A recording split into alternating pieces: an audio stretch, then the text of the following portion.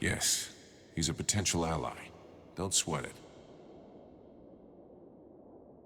Yeah, had the same effect on me. So where is he? Perfect.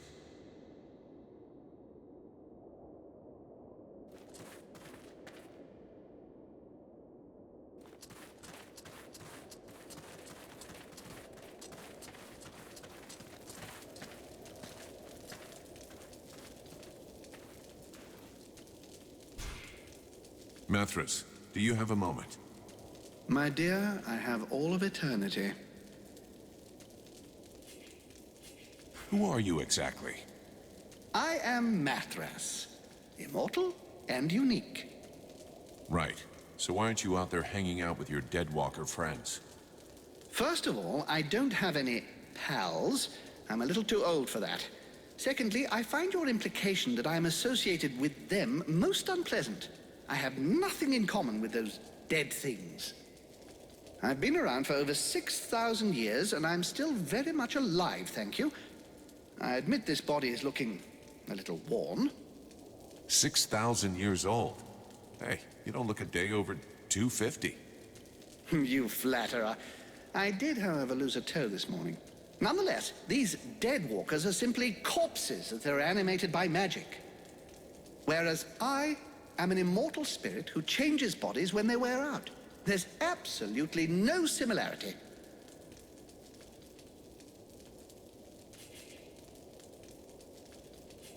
But that's awful. You steal bodies? Alas, voluntary donations are hard to come by. If you hear of any, do let me know. I'm on the lookout. But if it reassures your delicate sensibilities, I generally choose dead bodies.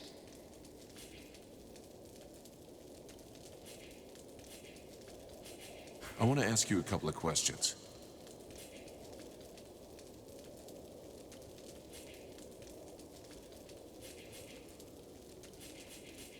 Why did you come to Carolthas? Why not? There's one thing you should know about eternity. It can be rather dull. So I do my very best to be in the right place at the right time. The place where it's the most fun. Fun? You think this is fun? Well, distracting then, if you prefer. What do you expect? I'm just so bored. The End of the World is a show I wouldn't want to miss.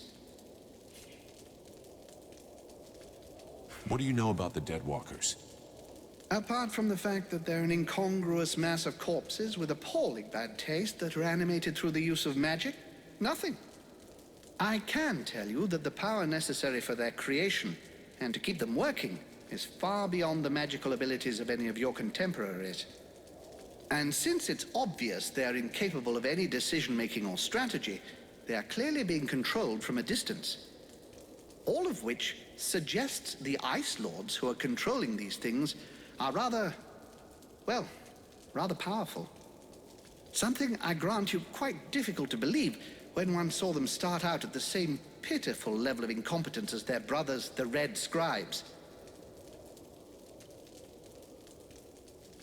In 6,000 years, have you ever seen a situation as desperate as this one? Honestly? Well, no. You are, as you might put it, fucked. Or at least the mortals seem to be. But you carry something within you that may modify things somewhat. And it is this seemingly insignificant detail, this flap of a butterfly's wing, which may eventually change the apparently manifest destiny of the world as you know it. This demon, as you call it, has never before walked the earth. Neither he, neither it, nor any other of its kind. If they had, I would know of it, believe me. Consequently, and in spite of the evident futility of such a sentiment, there may be grounds for you to feel a slight glimmer of hope. That is, of course, if it is your desire to avert disaster. Well, that's comforting. What happened to the Elven King? I think he was simply lacking in strength of will and determination. They transformed him into an arch-lich. It's a particularly delicate and extremely dangerous magical process that could only be performed by an Ice Lord. It can only be performed on an elf, and then only one who is desperate to live. How so? Elves have many flaws, but most of them do have a very profound sense of duty. If an elf believes he is going to be tortured to make him reveal the secrets of his people, for example, he can literally will himself to die. It would seem that this king was desperate to continue living at any price, rather than dying with honor. That is what allowed them to turn him into an arch-lich. Do you have any idea about what I am becoming? In all my long lives, I've never seen your like. Even the term demon seems to be designed to cause confusion. I have seen real demons, when I lived as a war drum player amongst the dwarves. Dwarves are just legend. You're yanking my chain. It would be churlish to mock someone when it is so easy. Thus the dwarves did exist, and I was once one of them. They used to use these little creatures, barely the size of toddlers, in their enormous forges. They were little red creatures with tiny horns and a wicked air about them. You see, they were able to survive in the flames. The dwarves called them demons.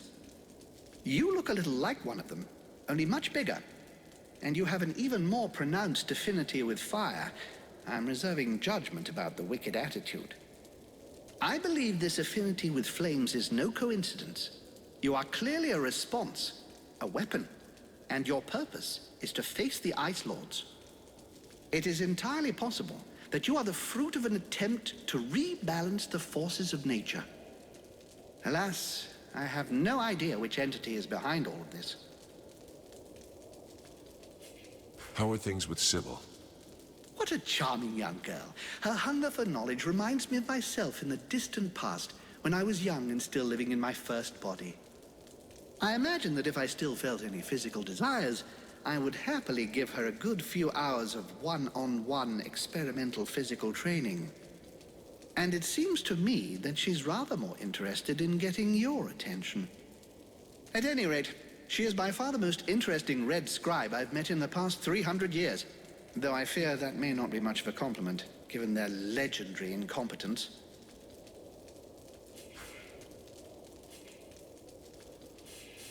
Talk to you later.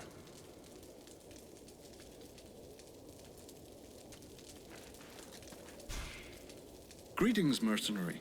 What can I do for you? Can I have a look at your stock?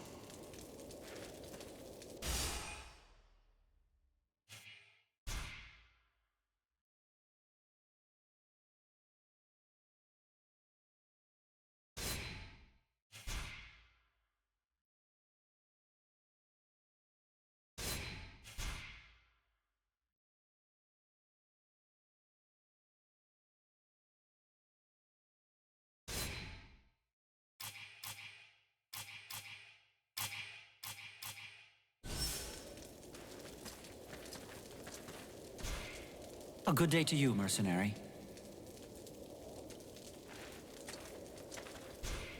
What can you tell me about Mathras? He is a most unusual being. Do you realize he has been alive for over 6,000 years? Don't you get the impression that he's just talking bullshit? Even though at first sight, such a long existence sounds impossible, he has knowledge of history that makes it very difficult for us to doubt his word. And his appearance speaks for itself, if I may be so bold. It's true that he does look a bit ripe. As far as I understand it, he regularly changes his bodies. As soon as the one he's taken starts wearing out, he procures a new frame?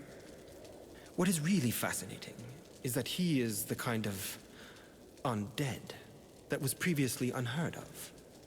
We had no idea there was a being able to transfer their soul from one body to another in order to keep living. Remember that his knowledge could very well turn our vision of mortality upside down. And of course he might provide unhoped-for help against the lords of the frozen shadows. What did I tell you? Once they've recovered from the shock of my somewhat shriveled appearance, everybody thinks I'm highly useful. He could really help us out. If we could only be sure he wasn't working for the enemy. You insult me yet again, Joining forces with a band of apprentice sorcerers with a thirst for power would be unworthy of my condition. And didn't I already tell you how to enter the city? Some basic information that got you into our camp. That seems pretty clever to me. Really? What would be in it for me? Not that the company of these scribes is unpleasant, but I doubt that our simple little discussions will affect the course of the war. I can confirm that he hasn't ever been alone. But you look a bit preoccupied with something. Am I right? The commander says there's a traitor in the camp, and our new friend is obviously a prime suspect. What if he can read minds? Well, I think that the commander is wrong.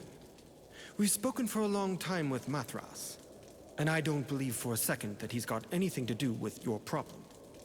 It's obviously very difficult to detect telepathic communication, but as far as I can see, there's nothing to indicate he's capable of it. Very well. I'll just have to trust you. Let's talk about something else. Do you have a moment? Later.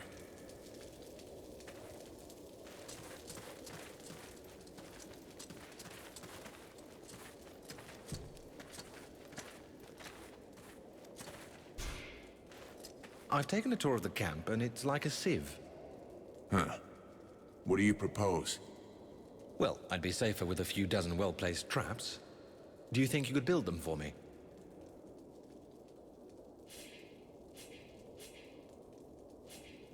Why don't you just build the traps yourself? You know how to do it. We built them together. True, but I don't have the necessary materials, and I thought that you... I'll take care of that as soon as I get a second. I'll leave you here.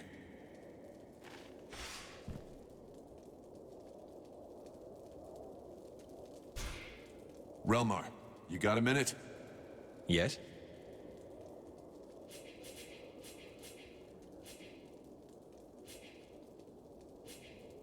I built your traps. I still need to make a few more. I'll be bringing them soon. I'll leave you here.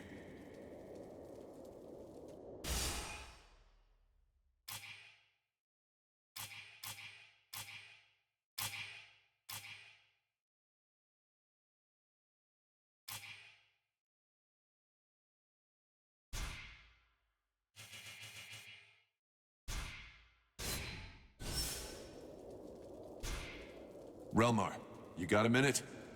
Yes? I built your traps. Okay, here are your traps. Now you just need to put them in place. Thank you. I must admit that I'm relieved it was you who built them. I'd been living in fear of messing up my hairstyle permanently had I tried to do it. I brought you a few stones I found. Thank you. I'm sure it doesn't seem all that important to you, but all the elven people are in your debt. Let's change the subject. I have a few questions I need to ask you. Let's change the subject. I'll leave you here.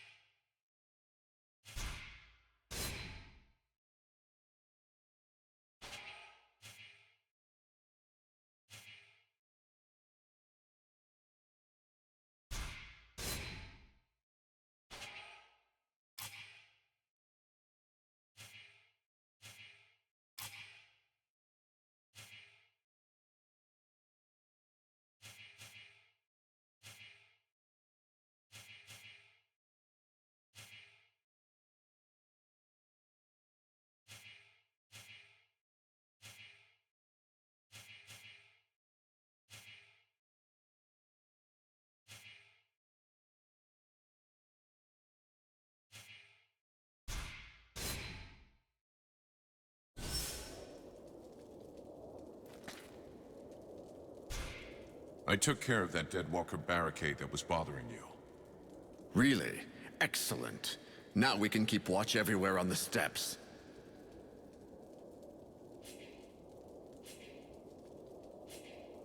I think your problem with the patrols and sentinels has been dealt with. Yes, thanks to you, we've taken the perimeter. Good work, Vulcan. I still haven't found your passageway beneath the city. It's there. I have some questions I'd like to ask you.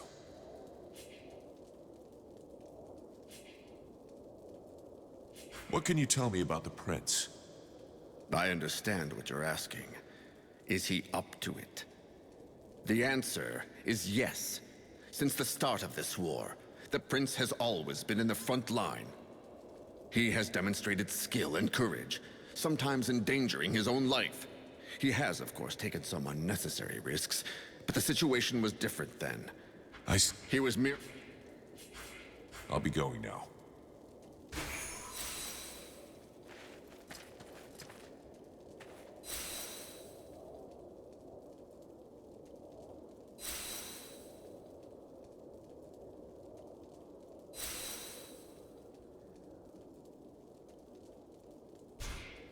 How can I help you, mercenary?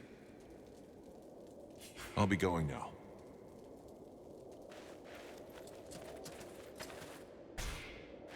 Sybil, can I talk to you? Yes? I'd like to ask you a few questions. What do you want to know?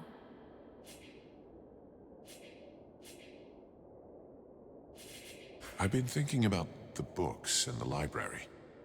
I still haven't managed to find a library for the moment. Sybil, can I... Yes? I'd like... What do you want to know? What do you think of Mathras? I think he's absolutely unique, fascinating.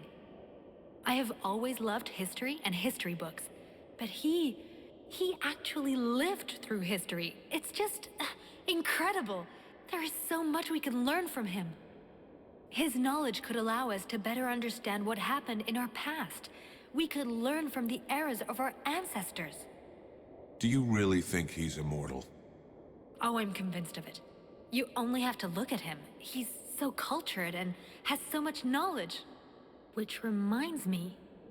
Something to do with our decomposing friend?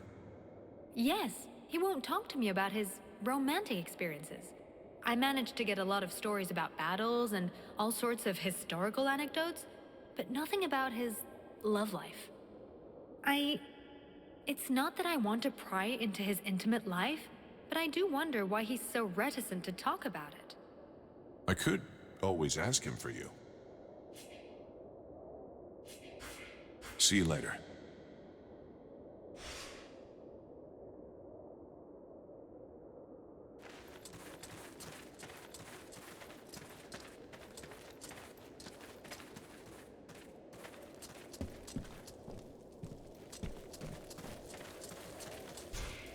I have nothing to say to you.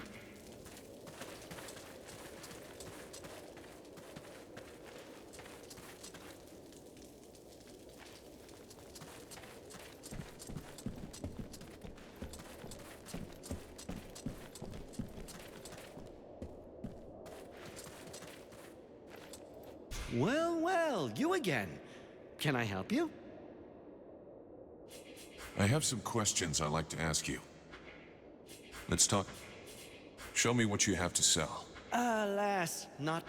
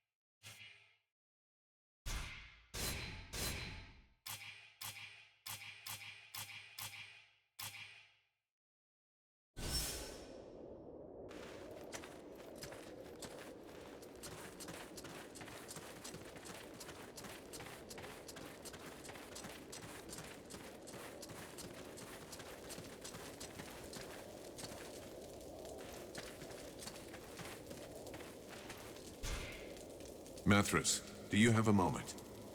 My dear, I have all of eternity.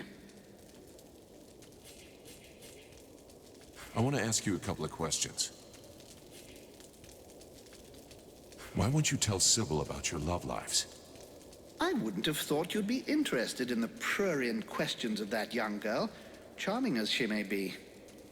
It seems to me that my sexuality is my own business, as well as which, I suspect my stories would be quite shocking to an innocent girl like that. Come on, then. I have been alive on Vertial a very long time, and before I lost all desire of any kind, I think I probably experienced everything possible, both emotionally and sexually. To recount all my adventures to you in detail would require weeks, apart from which, it's out of the question that I should speak of these things out loud. As bad as that? You doubt my word? Very well. Let me tell you about my 14th wife, the Princess of the Elephant City. For real? But that's gross.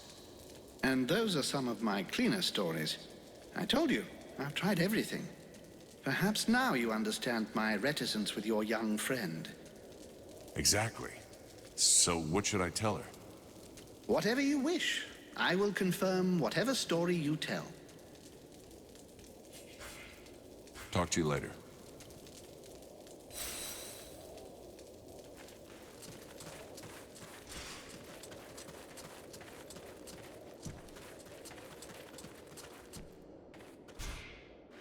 Sybil, can I talk to you? Yes? I spoke with Mithras. He finally agreed to talk to me about his love life. Well, lives. And? What did he tell you?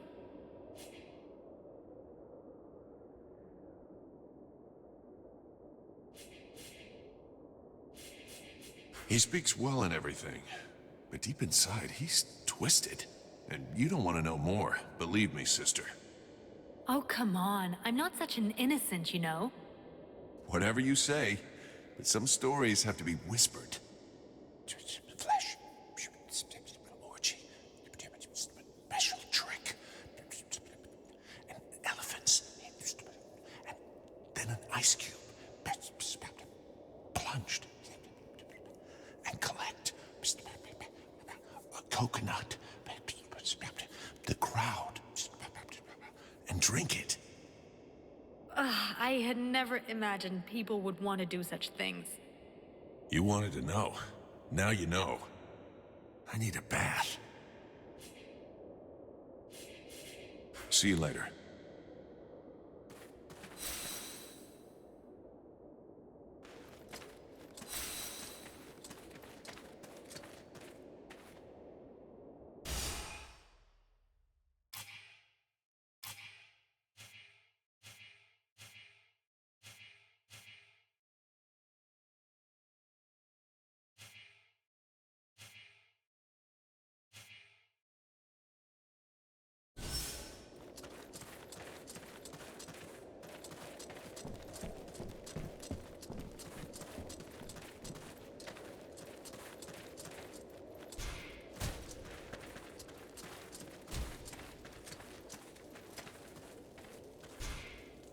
I wish I could go out on a recon, but the captain says I have to stay here. What is it, Vulcan? I wanted to ask you.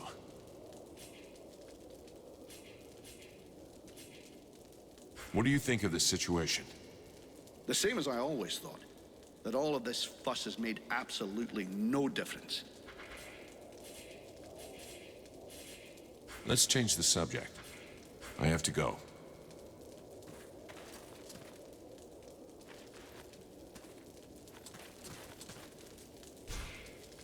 Hey, Buffalo. I see nobody's managed to kill you yet. Not before I've seen you blown up by one of your toys.